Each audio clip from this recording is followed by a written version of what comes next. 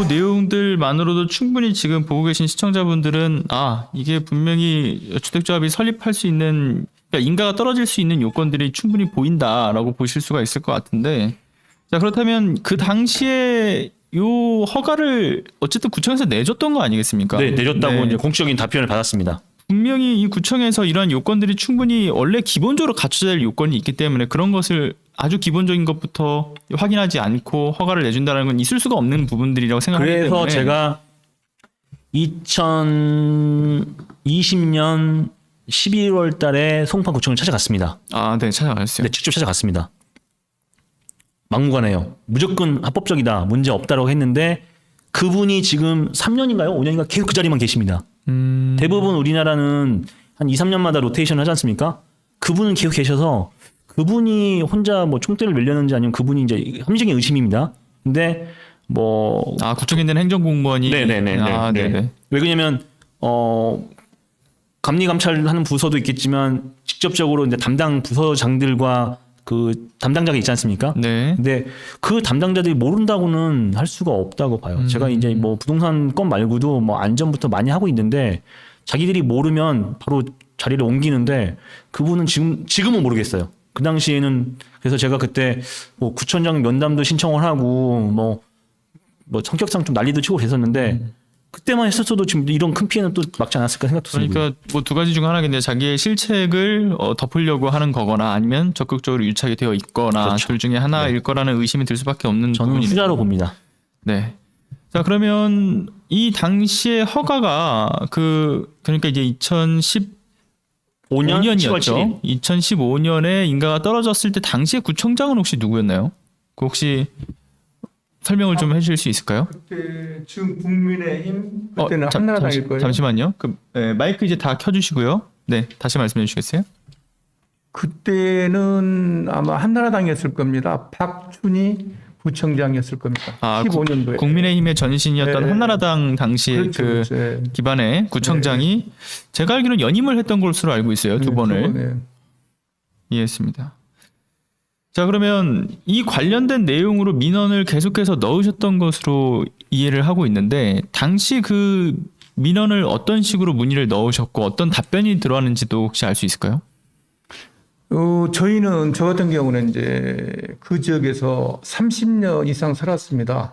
30년이요? 그리고 이제 조그만 상가를 하나 소유하고 있고요. 네.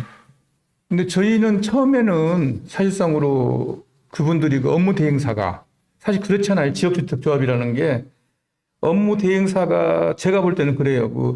좀 좋은 지역을 찍어가지고 구역을 합니다. 딱 하고 나서 그러니까 이제 주민들 그러니까 지주들을 설득을 합니다. 여기가 2종인데 3종으로 업하면은 용적률이 많이 나오기 때문에 보상을 많이 해줄 수 있다. 그리고 아파트 하나 주고 큰 평수 같으면은 그리고 얼마를 갖다 현금으로 주겠다. 대물계약이거든요. 그런 식으로 해가지고 토지 사용 승낙서를 받았어요. 네. 받아가지고 80%를 채웠다고 해서 그 허가를 받았거든요, 사실은요. 근데 기자님이 자세히 말씀해 주셨지만은 그런 문제는 저희들은 몰라요. 80%가 됐는지 60%. 왜 그러냐면은 부청하고 자기들끼리 하는 것이지 공개를 하지 않지 않습니까? 네네. 모르고 있고. 저희 입장에서는 좋다 하니까 거의 다 그랬습니다. 좋다 하니까 그게 뭔지도 모르고 이게 올라가고 땅값 올라가고 좋다 하니까 다 해줬어요. 근데 저도 이제 그 상가를 가지고 있으면서 보면은 보통 2년으로 돼 있잖아요, 그게. 주택법에. 네네. 그 조합 설립을 받고 2년이 경과되면은 부청장 권한으로 해가지고 취소시킬 수 있다. 그때는 법이 그렇게 돼 있는 겁니다. 그래서 보니까 2년 동안 하는 꼴을 보니까 영 아니에요, 이게. 제가 볼 때 우리도 이제 알아보고 하니까 서울 같은 경우는 그런 지역에서는 허가가 그러니까 성공할 수 있는 확률이 제로다. 왜 그러냐면은 토지 보상을 그렇게 상가가 30%, 35%께 있거든요. 보상을 해줘가지고 반값 아파트를 갖다가 지을 수가 없는 지역이에요, 사실은요. 그래서 그 사람들은 보면은 진짜 좋은 지역이다. 그러면은 외부 조합원, 투자자들을 끌어들이기는 좋은 지역입니다, 그게. 그러니까 그때 당시에는 그 전철이 2개 노선 돼 있고 지금은 3개 노선 있지만은 그러니까 너무너무 공원도 있고 너무 좋습니다. 그런데 반값 아파트 주겠다는데 누가 안겠습니까, 그걸. 그런데 이제 저희는 이걸 보면은 그 사람들이 사실상으로 이렇게 그 사업을 하려면은 실적하려면은 주민들 찾아다니면서 땅 팔으라고 하고 이렇게 막 이렇게 저기 비즈니스 해야 되는데 그게 전혀 없어요. 우리 주민들 봤을 때 이 사람들이 이거 땅 아파트 지러 오는 게 아니고 이거 사기치러 온 거구나. 우리 인식을 했습니다. 그래서 2년 지나고 나서부터 이제 구청을 찾아다녔죠. 인지하신 시점이 몇 년도일까요? 그러니까 이제 그때 15년도에 설립을 걔들이 이제 주택자를 내 가지고 2년 지나가지고 17년도. 그때부터 17년도. 이제 아니다 해가지고 진정서 내 가지고 가서 항의도 하고 막 그러면은 거기서 뭐라 하냐면은 이거는 민간 사업이기 때문에 우리가 어떻게 할 수가 없다. 그리고 우리가 무슨 어떤 권한이 없다는 거예요. 구청에서. 지금도 똑같이 이야기합니다. 그래서 그거를 해결할 수 없다는 거예요. 그러니까 이거를 취소시키고 하려면은 그 조합원들이 총회를 열어가지고 취소하는 방법밖에 없다. 그렇게 항상 했어요. 지금도 똑같이 이야기합니다. 우리가 얼마 전에 한 달 전에 또 찾아갔었는데 똑같이 이야기를 해요. 그래서 지금 쉽게 해서 사기치고 돈 빼돌리고 착복하고 구속됐지 않습니까? 네. 그런 이야기 다 알고 있어요. 그러면서 또 그 이야기만 똑같이 합니다, 지금도. 그러니까 자기들은 권한이 없다는 거예요. 그거는 그 민간 사업이기 때문에 지금도 그 조합원들을 모여가지고 취소를 시켜야만 되는 거지. 자기들은 그런 권한이 없대요. 그렇게 똑같이 이야기합니다. 그게. 그래서, 우리 지역뿐만 아니라 아까 강 기자님이 자세히 그렇게 폭넓게 말씀해 주셨지만은 서울에도 여러 지역 있잖아요. 근데 똑같을 거라고 저는 생각해요. 그 사람들이 전문가들보다 더 잘 알지 않습니까? 안 된다는 거 뻔히 알아요. 그러면 거기다가 구역해가지고 한다는 것은 뭡니까? 똑같은 거예요. 사기치려고 그런 거예요. 제 생각은 그렇습니다. 그렇지 않고는 안 되는 거예요, 사실은요. 그리고 사실상 서울 지역 땅값이 얼마나 비쌉니까? 그런 지역에다가 그걸 반값 아파트를 짓는다는 것은 그렇죠. 어느 도단이죠. 그래서 저희가 이제 일례적으로 피해 사항을 좀 말씀드리자면은 사실 저희 지역이 그때 딱 찍어가지고 구역이 되다 보니까 자기가 집을 짓고 싶어도 짓지를 못해요.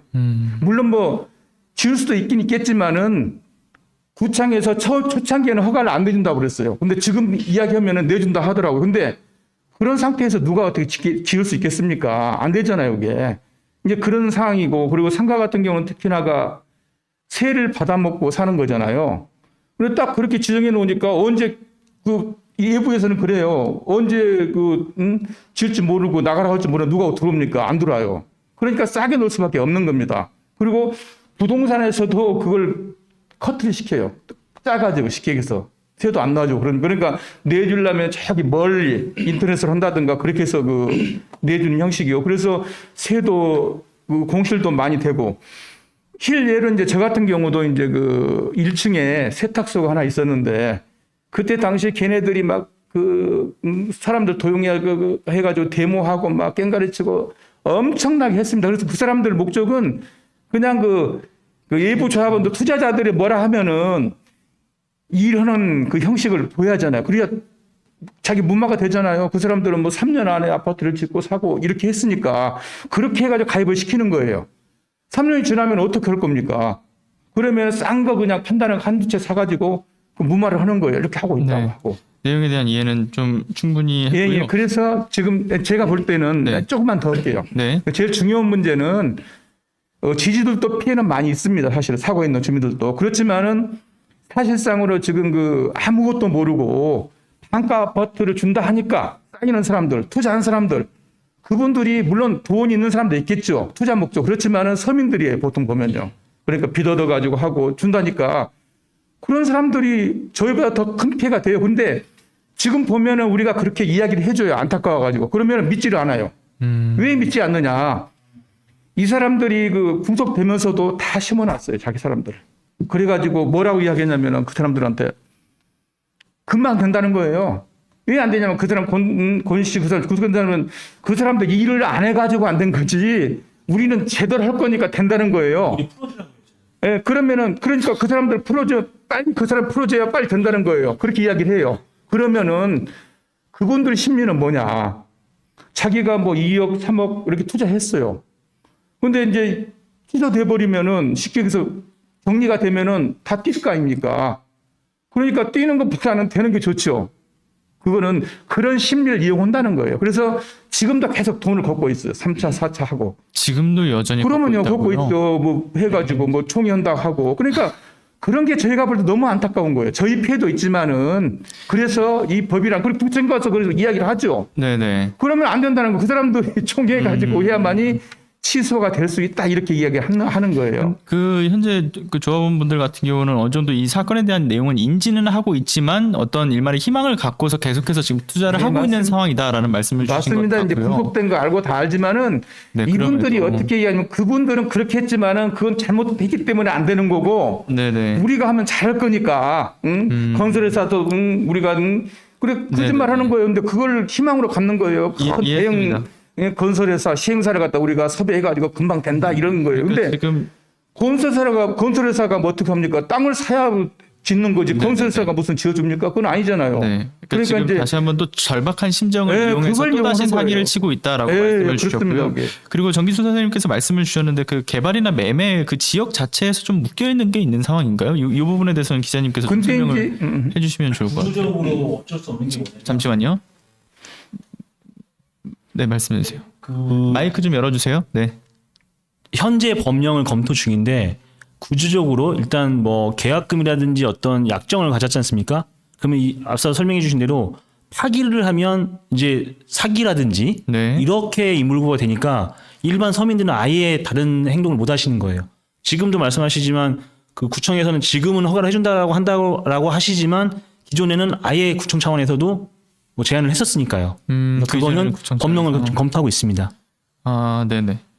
법령 검토가 필요할 것 같은데, 근데 그게 참 이상한 게 그 이전에는 구청 차원에서 안 된다라고 했다가 지금 뭐 이제 구청장이 바뀌니까 된다라고 하는 것 자체가 좀 이해할 수 없는 부분들은 분명히 한번 있거든요. 그 이유를 네, 한번 그래서 그 검토해봐야 법령에 되겠네요. 대한 검토는 좀 필요할 것 같고요. 근데 꼭 그 법령에 대한 검토 이외에도 어쨌든 지금 현재 부동산 공인중개사를 비롯해서 그 지역에 들어올 수 없는 환경을 지금 만들어 놓고 네, 있다라는 거 아니에요? 네.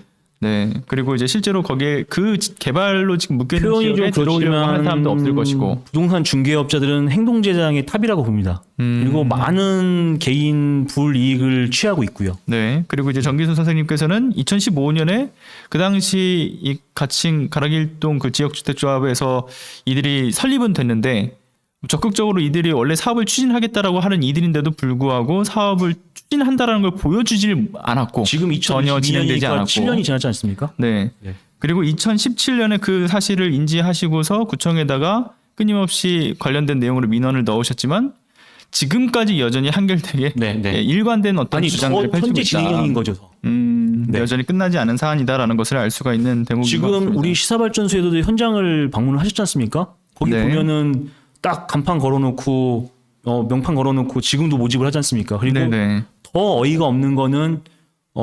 주택개발공사였나요? 거기 세미나실을 빌려가지고 총회를 열어요. 아, 최근에도요. 3주 됐죠 지금? 3주요. 네. 1월 달에 열었으니까요. 한 달쯤 됐나요? 한달 1월 한 달쯤 됐어요. 1월 네. 23일인가. 예. 네. 자, 그러면 현재 그 정기순 선생님께서 말씀을 주셨는데 그럼 송기훈 선생님께서 그 입으신 어떤 피해 내용도 혹시 들어볼 수 있을까요? 예, 저는 이 지역이 이제 개발된다고 그래서 상당히 들뜬 기분도 가졌고 이랬었는데, 네네. 2010년도에 지금 시작해서 지금까지 12년 동안에,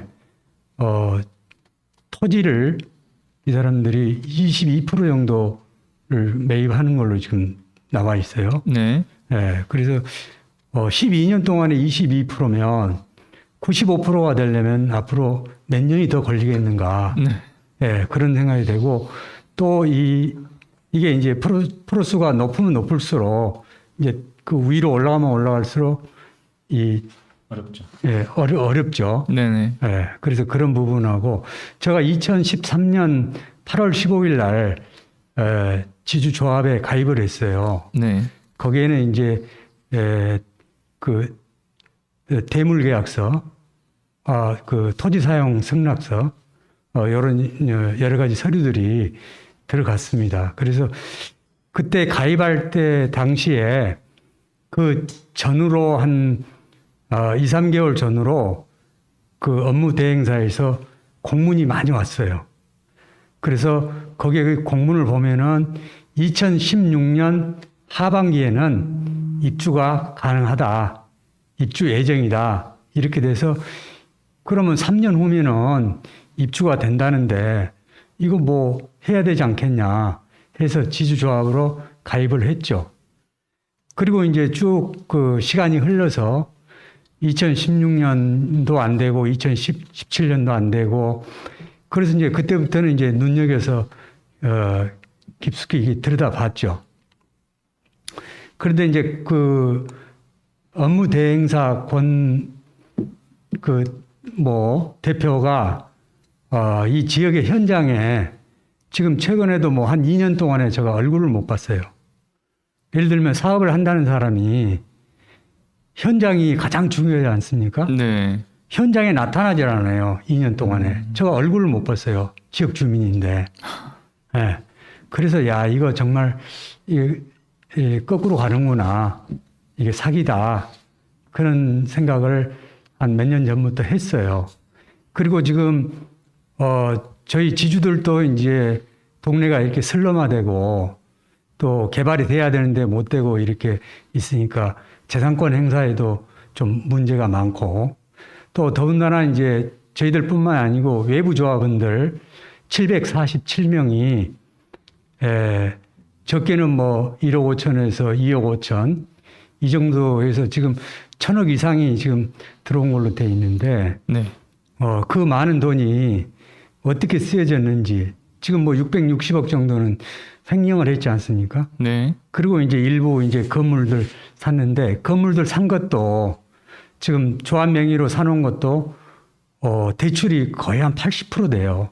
대부분 새마을금고에서 했는데 서울 지역에 새마을금고가 안 되니까 저 강원도 원주 새마을금고 지점에서 또 대출을 받고 그렇게 해서 땅값이 오르니까 계속적으로 오른 만큼 추가로 대출을 다 건물들 받았어요. 그래서 지금 만약에 뭐 이걸 이제 좀 그래서는 안 되겠지만은 경매에 나온다고 그러면은 외부 조합원들은 찾을 돈이 거의 없어요.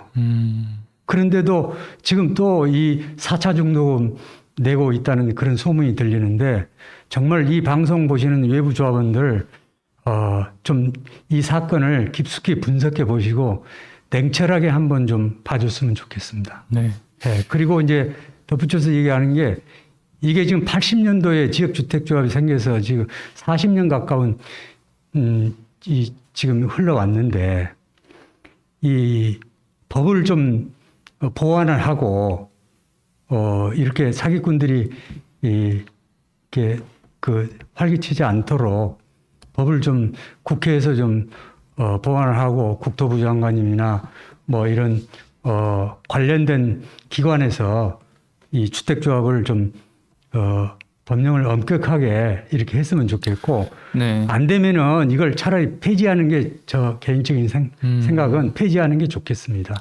제도적 보완도 필요할 것 같고요. 그리고 이제 전국적으로 일어나는 부동산 범죄인 만큼 전수조사도 필요할 것 같고요. 자, 그러면 지금 이 피해자분들의 이야기를 들어보면서 이 전체적인 어떤 범죄 규모 그리고 또 강성 기자님께서 또 전체적인 내용을 또 정리해주면서 들어본 내용들만 따져보더라도 이게 굉장히 만만치 않다라고 느껴지는 사건인데 좀 더 또 이 사안에 대해서 무서운 이야기들이 또 있는 거잖아요. 가장 또 무서운 이야기라고 하면 특히나 이제 강성 기자님이 그 직접 겪으신 내용들 중에서 이 심각성을 느낄 만한 어떤 이야기들이 있어요. 꾸준히 취재를 해 오시면서 네. 특히 수사기관에서 좀처럼 피해자분들을 돕지 않는 것 같다라는 생각이 들 만한 부분들, 특히나 사찰을 받은, 그러니까 이제 기자님 분이 직접 느끼셨던 네, 내용들이잖아요. 실제로 네. 이거는 자료 화면을 좀 띄워주시면 좋겠는데요. 사찰이요. 네, 근데 사찰 몇 번 자료를 5번이죠. 드릴까요? 5번에 그 네, 4번이네, 4번. 네. 4번이요. 4번의 사찰. 네네. 사찰. 네, 첫 번째 것부터 네, 그 틀어주시면 될 것 같습니다. 네, 다 띄워주시면 될 것 같은데요. 네. 요거는 지금 제가 사찰이라는 표현을 써도 되겠죠? 제가 사찰이라고 느꼈습니까? 뭐 느꼈다라는 네, 네. 거에 대한 의혹이니까요. 네. 모르는 번호에서 계속 전화가 왔어요. 그래서 모르는 번호로요. 네, 그래서 확인을 해보니까 다음 페이지 사찰 1에 나와 있는 내용인데 이제 다음 페이지요. 네, 사찰 1입니다. 거기 번호가. 네, 보십시오. 네네네. 이렇게 수도 없이 전화가 왔어요. 아, 4시 4분, 4시 같은 18분, 4시 번호로요. 35분, 36분, 4시 45분, 4시 54분, 3분 더 많이 왔어요. 네. 그래서 뭐지 하고 이제 안 받으니까 이렇게 문자가 왔어요. 안녕하세요. 서울 동부지검 형사 1부입니다. 다름이 아니라 저희 청 방문 민원인 분들께서 전화하여 직원 친절도 문의를 하고 있습니다. 2021년 10월경 먼머님께서 강성입니다. 저게 네. 방문 주시어서 문자 드리오니 전화 수신 부탁드립니다. 하고 통화를 했어요. 네. 그랬더니 이제 무슨 이상한 걸 물어보는 거예요. 그래서 저는 이런 경험이 한 15년 전부터 있었어요. 그래서 이거 나 사찰하는구나 하고 처음 보여준 자료 있지 않습니까? 아, 네. 처음 자료 한번 보여주세요. 네, 대검찰청, 고등검찰청, 동부지방검찰청, 남부지방검찰청 전국에 있는 검찰청을 다 똑같은 질문을 했습니다. 몇 월 며칠부터 언제까지 2020년 1월부터 현재 2021년 11월 5일까지 야 이런 신절도 조사에 대해서 어떤 공식적인 자료가 있느냐 했더니 대검찰청 감찰 일과에서 답이 왔습니다. 청구인의 요청 사항에 대해서 대검찰청 감찰부는 본청에 방문한 민원인을 대상으로 친절조 전문을 하지 않습니다라는 거의 네. 같은 내용으로 회신이 옵니다. 그 부분에 대한 확대 좀 부탁드리겠습니다. 그 아랫부분을 확대가 네네, 확대해 주셨는데, 여기 보시는 것처럼, 네, 친절도 설문조사를 시행하고 있지 않다라는 것을 대검에서 공식적으로, 네, 네. 답변을 해준 내용을 지금 확인할 수가 네. 있어요. 그리고 이러면서 제가 한 가지 또 상식이 또 늘었습니다. 네. 친절도 조사는 고등검찰청에서 하는 부서가 있대요. 아, 따로 있다. 네. 그런데 네. 고등검찰청 답변도 있습니다. 안 했다 최근에. 아, 네. 그리고 그래요. 중요한 건 이제 서울 동부지방검찰청이지 않습니까? 네. 동부지방검찰청도 부존재 답이 왔어요. 아, 그러니까 그런 이후에 니네 한번 보자 하고 아까 전화 왔던 그 번호를 2달 정도 제가 계속 전화를 했어요. 네. 안 받아요. 아, 이 번호가 그럼, 그냥 받지는 않는다. 안 받아요. 그러니까 제 번호에 기록이 뜨더라고요. 네.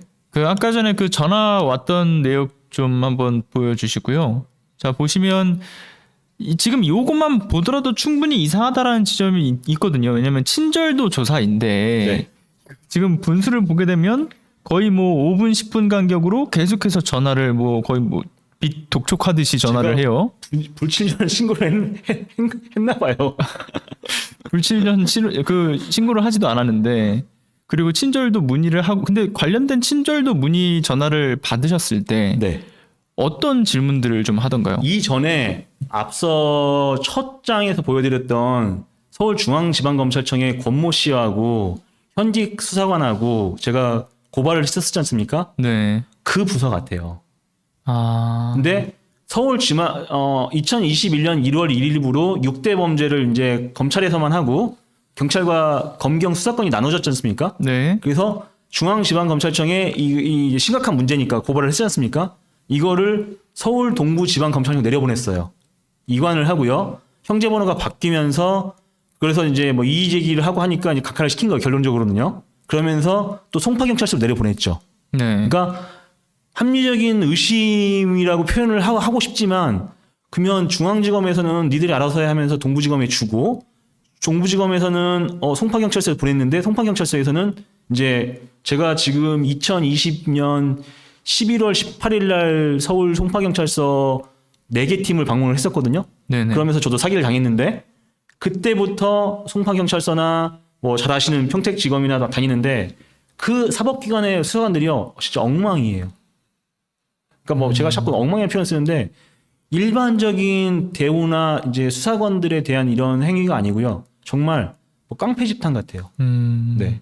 지금 제가 뭐 마지막에 말씀드리겠지만 그래서 그 청문감사부터 뭐 감사를 다 요청을 해놨는데 이번에 한번 보려고 좀 전면전이 됐습니다 지금. 네. 와, 근데 이렇게 지금 사찰 정황들만 보더라도 좀 굉장히 이 사안이 심각해 보이는데 사찰만이 아니라 애초에 이걸 적극적으로 좀 덮고자 하는 의지가 보여지는 네. 문서를 또 확인하시지 않았습니까? 네. 열람 087에 그 찾아가셔가지고 네. 뭐 여러 번 찾아가셔서 문서를 요청을 하셨는데 요거는 제가 장점일 수도 있지만 이제 우리가 어떤 공공기관이나 어떤 사법기관이 아니지 않습니까? 네. 그러면 제가 이렇게 표현을 합니다. 퍼즐 맞추기를 해요, 저는요. 그러니까 동부지방법원 거 문서와 서울중앙지방법원 거와 송파경찰서 문서와 송파구청 문서 같은 경우를 교차 검색을 해가지고 날짜 검토하고 비교하고 이제 이렇게 보는데 이제 이 사건 지금 이제 피해자분들한테 지난 11년 동안 뭐 형사건, 민사건 왔지 않습니까? 그 사건 서류를 이렇게 교차 검색해가지고 판결문도 찾고 그랬는데 이제 그거를 이제 문서 송부 촉탁이나 사실조회 회신으로 해서 그 어떤 절차를 위해서 요청을 했지 않습니까? 네. 가면은 현장에서 이거를 에디트를 해요. 이대로 지금 줘야 되지 않습니까? 부재 중 몇 번이라든지. 네네네. 그러면서 막 저희한테 난리를 쳐요. 피해자분한테. 그냥 대놓고요. 대놓고요. 뭐 예를 일단은 들면 입시를 안 시켜주고요. 네. 그래도 이제 막 건의하고 뭐 한 달 동안 추궁하고 그러면은 들어는 와라 하면서 근데 그 당시 214호실에서 큰 실수를 했어요. 그분이 뭐를 했냐면 본인도 모르게 이거 빨리 수정해서 드려야 되는데 아직 안 끝났어요라고 얘기를 해요. 수정을 네. 한다라는 것을 본인 그러니까 입으로 앞에서 말씀드렸지만 이제 민사든 형사든 재판부 서류가 있으면 증거 서류, 증인 서류, 뭐 수사 기록, 뭐 증거 기록이 딱 인덱스 그러니까 목차가 있지 않습니까?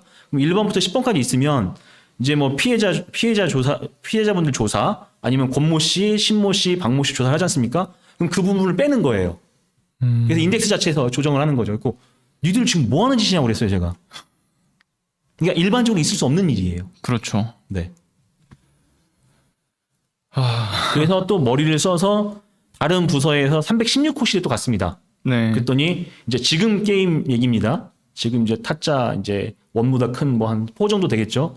권모 씨 서류를 입수를 했는데 일단 인덱스 목차만 A4 용지 68장입니다. 그러니까 이런 A4 용지만 68장인데 그거를 다 이제 피해자분께서 이제 이걸 신청을 하셨어요. 거기까지는 좋았어요. 그런데 이제 시간적인 제한이 있지 않습니까? 그래서 그분들이 친절하게 이번에는 뭐 이 조사 때문에 그런지는 모르겠어요. 친절하게 이렇게 우리는 원본이 있으니 그것도 의구심이에요. 원본이 있으니 컨트롤 C, 컨트롤 V를 해주겠다는 거예요. 네. 컨트롤 P인가요? 그러니까 컨트롤 복사 V. 해주겠다는 네. 거예요. 그래서 안 믿었지만 그래도 한번 보자 하고 또 다른 건이 있으니까 넘어갔더니 역시나 중요 부위는 빼놓고 이제 복사를 해준 거죠. 그 내용이 이제 5번을 보시면 깜짝 놀라실 거예요. 5번 내용 보여주세요.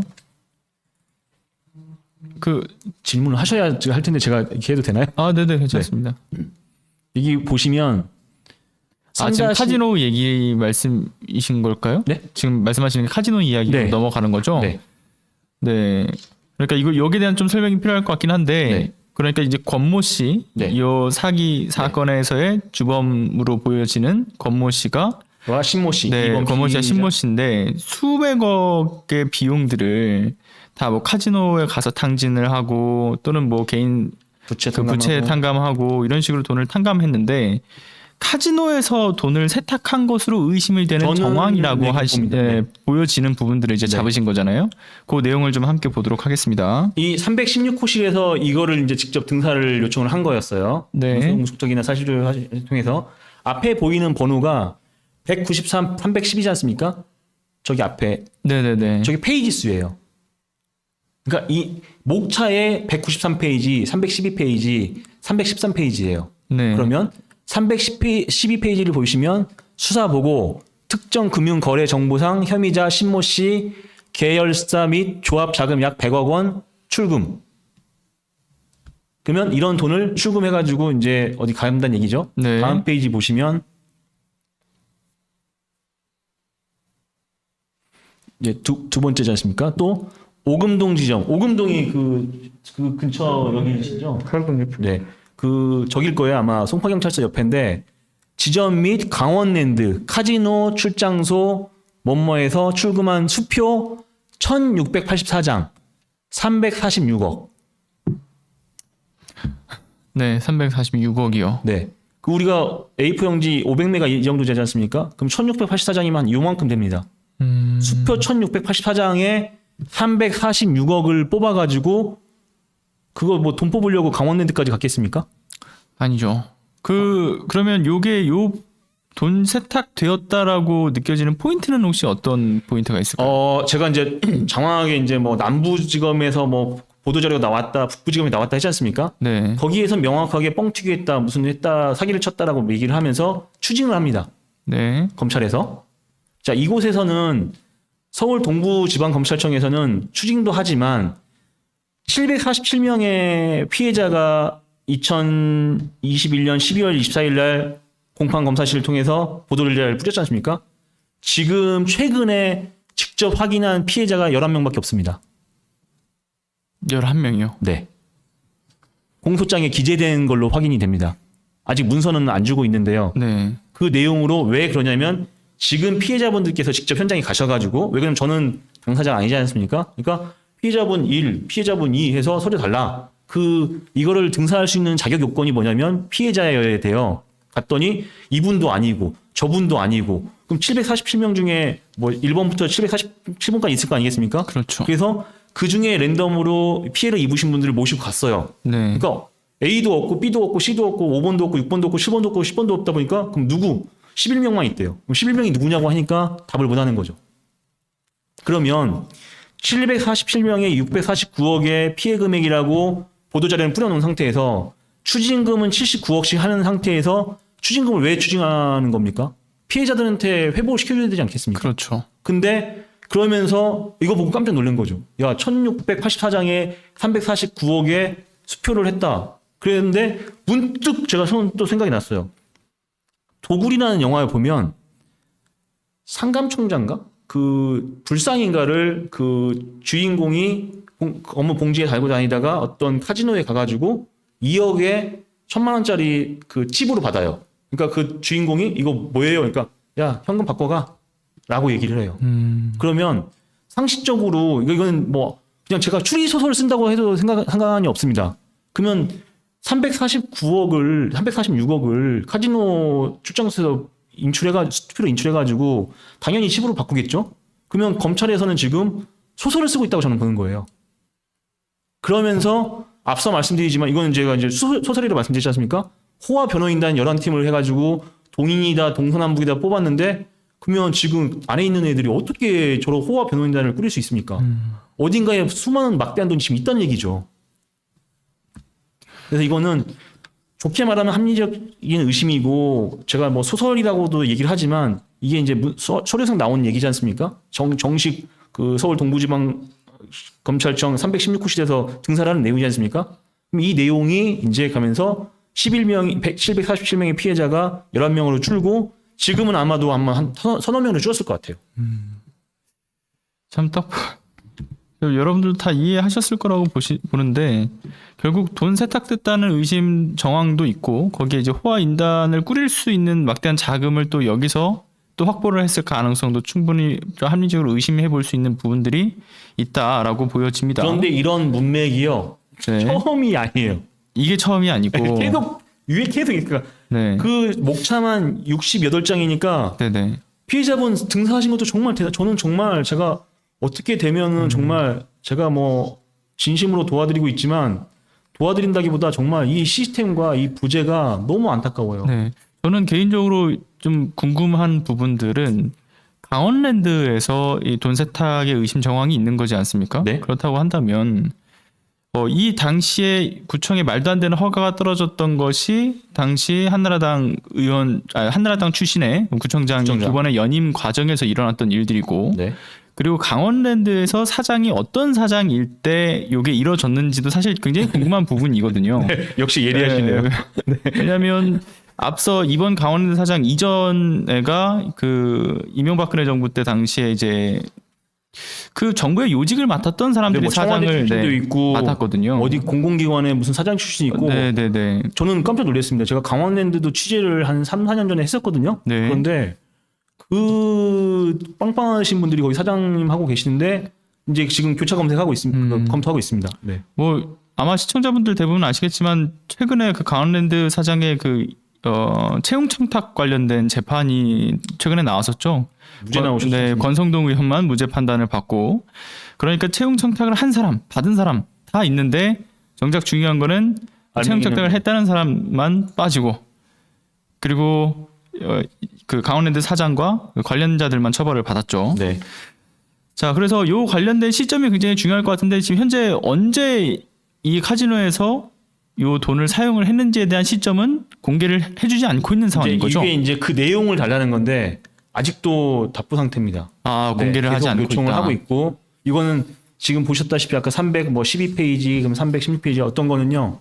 네. 책이에요. 뭐 그 수사 기록 말고 증거 자료가 뭐 342쪽 이렇게 돼 있어요. 그러니까 그거는 이제 수표 처리일 거라는 생각이 드는데 저는 다 봤거든요. 관련된 거에 대해서 이제 기록을 달라고 요청하신 시점은 혹시 언젠가요? 대략적으로. 지난달 초. 네. 지금도 계속 요청을 하고 있습니다. 계속 요청하고 네. 계시고요. 네. 뭐 계속해서 자료를 빨리 이제 주지 않는 상황이라고 한다면 거의 그런 안 줄 거라고 봐요. 네, 의심은 증폭될 수밖에 없을 것 같습니다. 자, 근데 이 사건 현재 진행되는 그 과정에 대한 궁금증도 있는데 현재 그 어제 월요일에 2차 공판이 있지 네. 않았습니까? 그 어떻게 좀 재판의 상황이 있었는지 좀 얘기해 주실 수 있을까요? 일단 권모 씨가 10시 서울 동부지방법원 501호실에서 10시 재판이었는데 원래는 11시였는데 10시를 바꿨더라고요. 바꾼 상태에서 권모 씨가 다른 지역 구치소에 있는 것 같아요. 그래서 일단 10시 12분에 도착을 했습니다. 그런데 일단 제 개인적인 제 비주얼상 본 거지만 화기애애했어요. 제가 이제 잘 아시다시피 화기애애했다. 뭐 평택 수원지검 저기 평택지원도 자주 갔지 않습니까? 한 3년 정도 다녔지 않습니까? 네네. 거기는 어쨌든 분위기가 좀 깔아앉고 막 이런 분위기인데 여기는 정말 놀이터라는 표현까지는 좀 오버하지만 뭐 정말 소풍 분위기? 검사, 뭐 피고인, 그리고 판사까지. 네, 검사는 이 표현이 좀 그렇지만 초짜신지 죄송합니다. 제가 느낀 거니까. 네.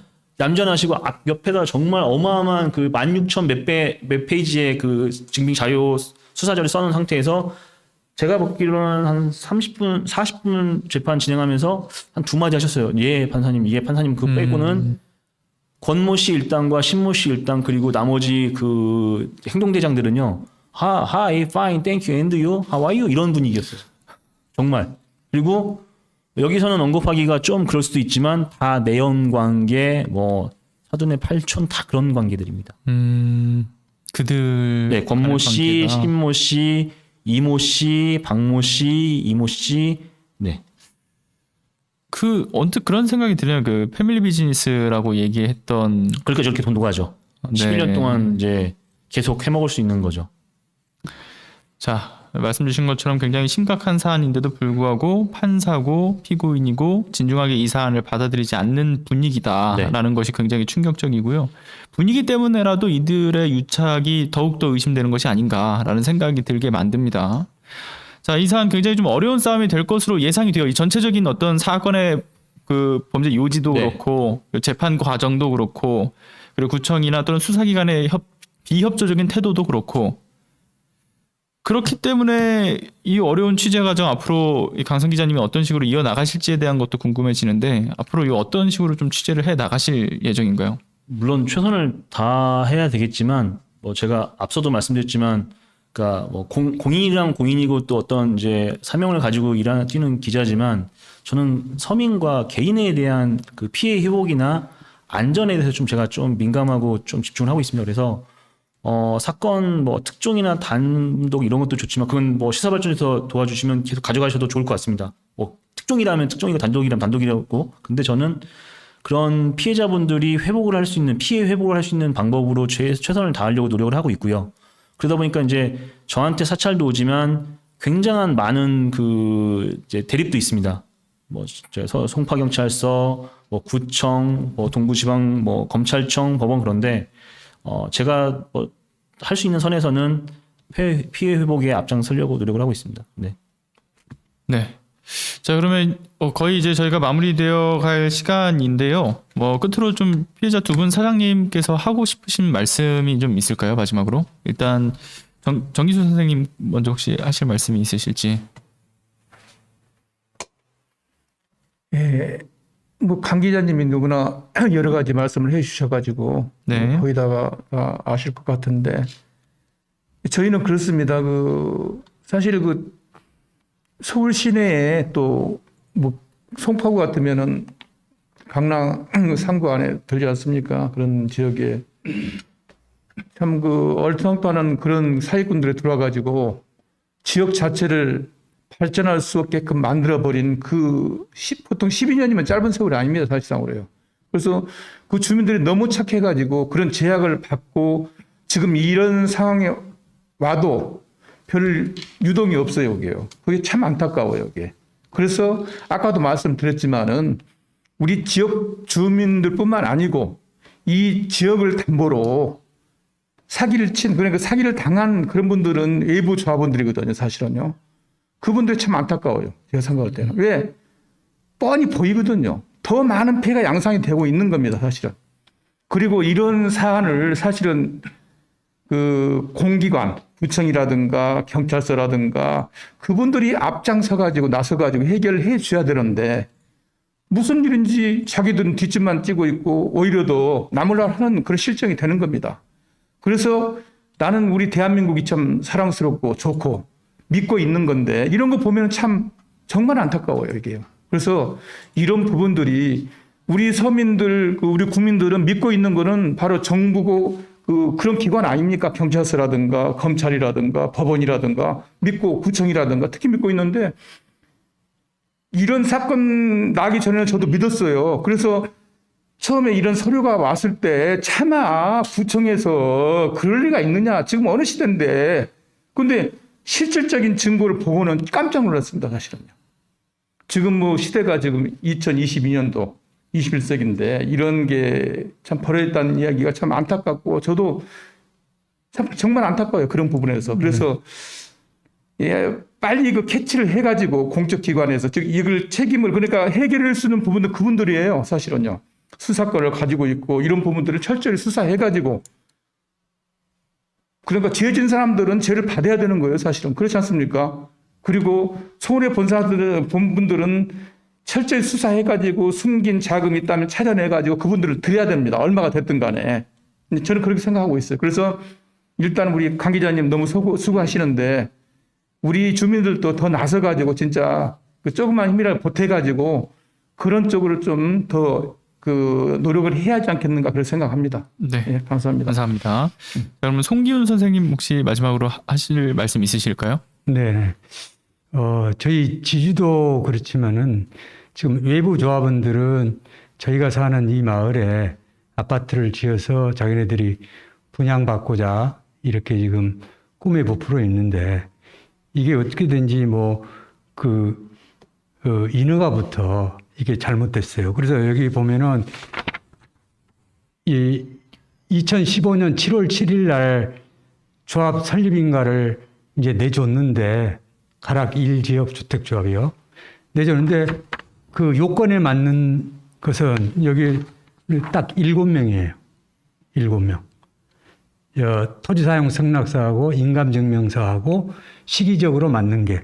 그 다음에 이제 나머지 2010년, 13년 뭐 이런 것들이 다 여기에 끼어 들어가서 그것도 80%도 안 되고 67%로 맞춰가지고 조합 설립인가를 내줬다는데 관에 들어가서 이런 얘기를 하면은요, 이것은 민간 사업이니까 여러분들이 다 책임지고 하셔야 된다. 우리는 인허가만 내줄 뿐이다. 근데 관에서 예를 들면 허가를 내주면 최소한의 관리 감독이나 그다음에 허가에 맞는 서류나 요건들이 다 되는 건지 그거 하나만큼은 해줘야 되는 거 아닙니까? 그런데 7명 가지고 어떻게 조합 설립인가를 또 내줍니까? 이건 정말 황당합니다. 그래서 우리 공무원들 많이들 고생하시고 이러는데 정말 앞으로는 이런 일이 없어야 되고 뭐 자기가 맡은 업무를 면밀하게 잘 살펴서 업무 처리를 해야 되겠다 하는 생각이고 우리 피해자들 외부 조합원들 747명 분들은 좀 더 이런 것을 좀 세심하게 들여다봐야 됩니다. 이거 지금 이 서류가 송파구청에서 법원에 제출한 서류입니다. 그걸 토지사용 승낙사하고 인감증서를 다 저희가 복사해 가지고 있습니다. 그런데 요건에 맞는 건 7명이에요. 100명이 넘는 조합원들이 이게 돼야 되는데 7명이 이렇게 돼 있어요. 그래가지고 조합 설립인가를 내줬다는데 이 또한 관에서 책임을 져야 할 것입니다. 네, 두 분께서도 마지막으로 말씀 잘 해주셨는데요. 참 상식적이지 못한 일들이 벌어지고 있는 거잖아요. 공기관이 제 역할을 해야 되는데 제 역할과 그 기능이 다 하지 못하고 있다. 결국 이 사안이 핵심적으로 다뤄질 수 있는 방법, 공기관이 제 역할을 다하고 그 기능이 회복될 수 있는 방법은 공론화되는 작업이 가장 시급할 것 같아요. 결국 이 사안이 더 많은 분들에게 공론화될 수 있도록 여러분들이 자발적으로 공유해 주시고 이 사안의 문제점을 지적해 주시는 게 필요할 것 같습니다. 자, 기자님 마지막으로 혹시 하고 싶으신 말씀 있으실까요? 전 짠한 얘기 잘 안 했는데 제가 지난 6개월 동안 굉장히 힘들었습니다. 그러니까 그 주위에 뭐 소장님도 아시는 다른 선생님들 뭐 지금 피해자분들 많이 도와드리고 저 최선을 다하고 있는데 저한테 경고를 많이 주셨었어요. 그러니까 조심해라 그런데 정말 뭐 끝내버리겠다는 뭐 협박 문자 같은 거나 아니면 정말 뭐 강성 뭐 벼락 맞아 죽으라든지 해갖고 뭐 그런 협박 전화 그러니까 누군가의 이제 사주도 있었고요. 또 그리고 오늘도 지금 경찰하고 얘기를 하다 왔는데 2021년 10월 24일 날 취재 중이었는데 갑자기 216km의 차가 와서 저를 쳤습니다. 그래서 뭐 이제 연락도 끊겼었는데 이제 제 차는 뭐 견적 3,700만 원 나올 정도로 이제 차가 원파돼서 뭐 폐차 처리를 했고요. 병원에 있다가 나오고 그랬는데 제가 이제 이거는 제가 왜 힘들었냐면 이게 도와드리다가 보니까 저희 가족한테 또 무슨 문제가 생기더라고요. 그래서 아이러니한 얘기인데 저희 부모님도 부동산 사기를 당하실 뻔해가지고 급하게 내려갔었고 그래서 그래도 아직은 저는 괜찮은 편인데 이제 마지막 당부드리고 싶은 말씀은 피해자분들께서 내가 어떤 피해를 입고 있는지 인식을 하셔야만이 제가 뭐 힘내서 도와드릴 수도 있고 그런데 사실은 피해자분들께서 피해 인식을 잘 못하세요. 그래서 지금 소장님 잘 말씀해 주신 대로 공론화되면서 피해자들이 인식을 하고 그래야 내가 어떤 피해를 입었는지 회복도 될 수 있지 않겠습니까? 네네, 그래서 그렇죠. 그렇게 뭐 좀 많이 도와주십사 말씀드린 내용입니다. 네, 저도 힘내고 있고요. 네. 감사합니다. 저희가 사실 지금 현재 혐의자들도 그렇고 또는 공기관도 그렇고 적극적으로 협조하지 않고 또 답변을 미루고 있는 듯한 그런 여러 모습들을 보이고 있기 때문에 이 방송을 계기로 관련 기관 또는 혐의자들의 반론도 역시나 받을 예정이니까요. 네, 확인하셨다면 반론도 보내주시길 바랍니다. 아마 그래야 이 사안이 조금 더 집중적으로 더 다뤄질 수 있을 것 같습니다. 투명해져야죠. 네. 안 보낼 가능성이 매우 높죠. 지금까지 안 보냈는데. 저는 소장님 막 믿었는데 갑자기 또 안 보낼 거라고 하시면 어떡합니까? 받아주십시오. 아니 그런데 이제 지금까지 보내지 않았기 때문에 어쨌든 그 해명을 또 크로스 체크하면서 또 진실이 밝혀질 수 있는 부분들도 더 확인될 수 있을 것 같습니다. 자, 아무튼 오늘 함께 해주신 강성 기자님 그리고 이 정기수 선생님, 송기훈 선생님 그리고 또 한 분의 또 피해자분까지 해서 함께 해주셔서 진심으로 감사드립니다. 감사합니다. 네, 고맙습니다. 자, 오늘 함께 들으신 이 사건은 과거형이 아닙니다. 현재도 진행 중인 사건이라는 점에서 여러분들의 관심을 통한 이 공론화 작업이 꼭 필요합니다. 자, 여러분들이 도움을 주시는 방법은 정말 간단합니다. 해당 영상을 여러분들의 SNS를 통해서 계속해서 공유하고 확산해 주시면 큰 도움이 될 것 같습니다. 자, 그러면 준비된 오늘의 방송 여기서 마치도록 하고요. 추후에 또다시 이 내용을 또 다뤄보도록 하겠습니다. 네, 끝까지 시청해주신 시청자 여러분 진심으로 감사드립니다. 네, 감사합니다.